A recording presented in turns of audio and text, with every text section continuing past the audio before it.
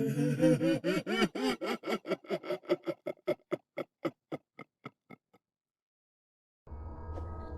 दोस्तों, मेरा नाम अभिजीत है।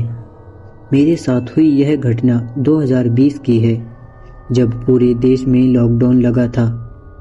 उससे पहले मैंने भूत प्रेत जैसी चीज़ों के बारे में सिर्फ सुना था, पर वह पहली बार था जब मैंने किसी खौफनाक चीज़ को नज़दीक से देखा और महसूस किया था। यह वक्त था जब लोग लाइन लगाकर शायद 1 से 1.5 महीना गुजार चुके थे।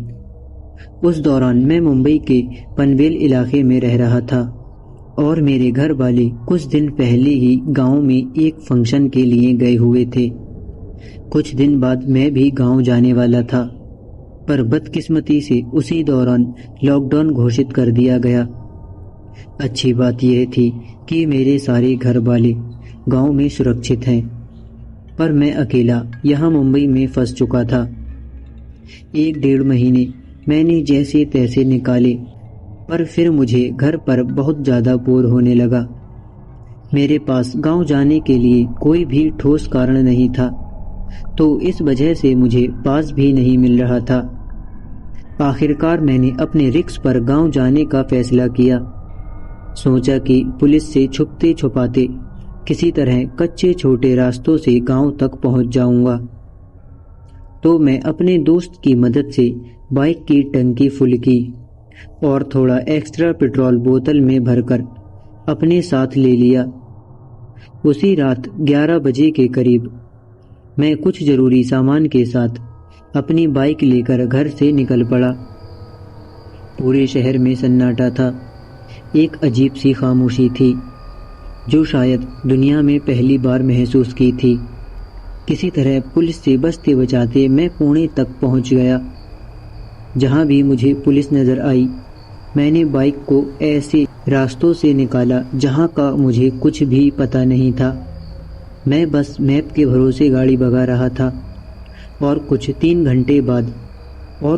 घंटे बाद मैंने पुणे को क्रॉस कर लिया। इस पर थोड़ा आगे जाकर मैंने देखा कि बहुत सी गाड़ियां लंबी लंबी कतारों में खड़ी थीं।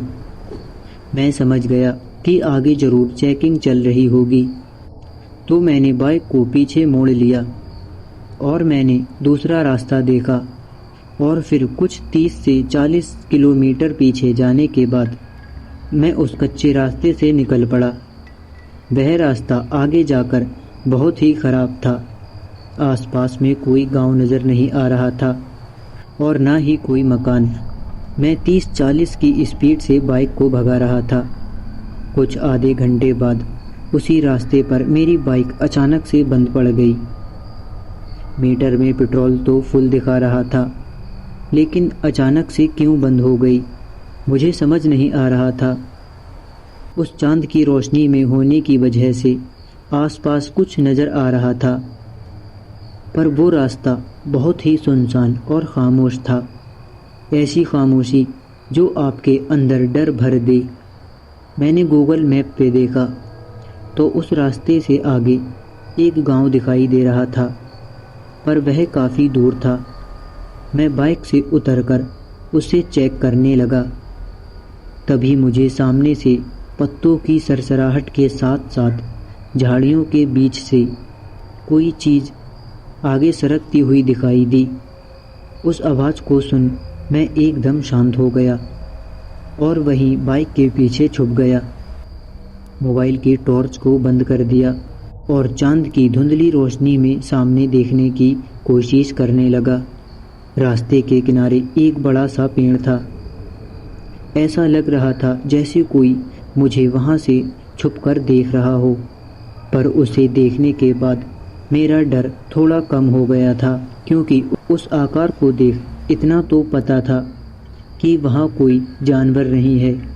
मैंने हिम्मत जुटाकर उसे आवाज़ दी, कौन है वहाँ? मेरी आवाज़ देते ही वह आकार थोड़ा पीछे हट गया और उसने अपना सर फिर से पेड़ के पीछे छुपा लिया। मैंने मोबाइल की टॉर्च ऑन की और फिर से बाइक को चेक करने लगा। बाइक चालू तो हो रही थी, पर फिर से बंद पड़ जा रही थी। मुझे बहुत गुस्सा आ रहा था। मैं बाइक को चेक करते वक्त बार बार उस पेड़ को देख रहा था। उसका एक हाथ धीरे धीरे पेड़ के सामने आ गया। मैं घबराते हुए उसकी हरकतों पर नज़र रख रहा था और बार बार अपनी नज़र हटा भी रहा था। उसका हाथ पेड़ की खाल पर था। तभी उसने अपने नाखूनों से पेड़ की छाल को कुरेदना शुरू किया और बस कुछ पल के लिए मेरी नज़र सामने से हटी ही थी कि तभी वह आकार, वह परछाई एकदम रास्ते के किनारे आकर खड़ी हो गई। उसे अचानक सामने देख मुझे झटका सा लगा। धड़कनें तेज हो गईं। एक सन्नाटा मेरे सर से लेकर पांव तक दौड़ने लगा। मैंने कांपती हुई आवाज़ में उससे पूछा, कौन हो तुम?" आकार से मैं इतना तो समझ गया था कि वह कोई औरत है जो लगातार मुझे घूर रही है। मैं अपनी रोशनी की वजह से उसे ठीक से देख नहीं पा रहा था, पर मैं डरा हुआ था।